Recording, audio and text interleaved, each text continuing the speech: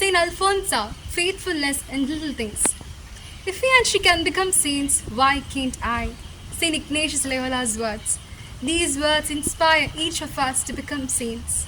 Yet, to become a saint, one has to desire and live like one. Saint Alfonso of Immaculate Conception, the first woman saint of India, has also lived a very ordinary life by loving Christ and by partaking in his passion on the cross. Be faithful to me even if it means death, and I will give you the crown of life as a price of your victory. Revelations 2:10.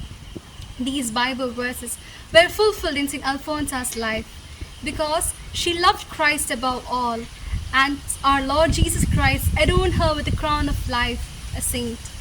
Most of the activity she did was neither significant nor went noticed, but whatever she did with great love, the unconditional love for Jesus. The Book of Imitation of Christ says, "My daughter, I must be your supreme and your last end, if you truly desire to be happy." Indeed, St. Alfonso was truly happy because she desired Christ alone and loved him with whole heart, mind, and soul. This true happiness made her smile all the time, even when she was suffering great afflictions, mentally and physically. The virtue of faithfulness started at the young age of 7 onwards. She was regular in her studies, and she accepted little humiliations inflicted upon her by her companions. She also accepted corrections without giving any justifications. St. Alfonso's response to our Lord's call to become his bride is the thought that my suffering is a right because it joins to the suffering of the Christ. St. Alfonso, a true Franciscan, was also a true spouse of the Lord.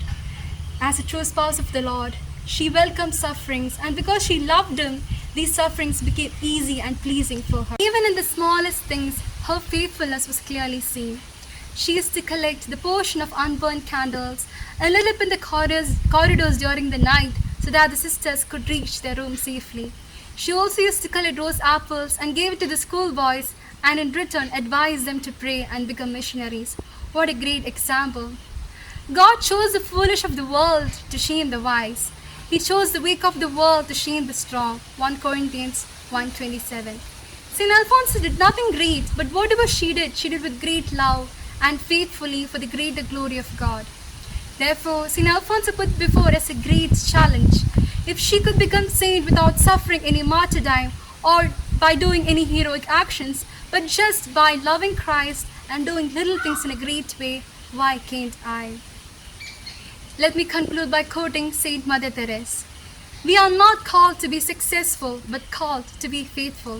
Thank you and praise God.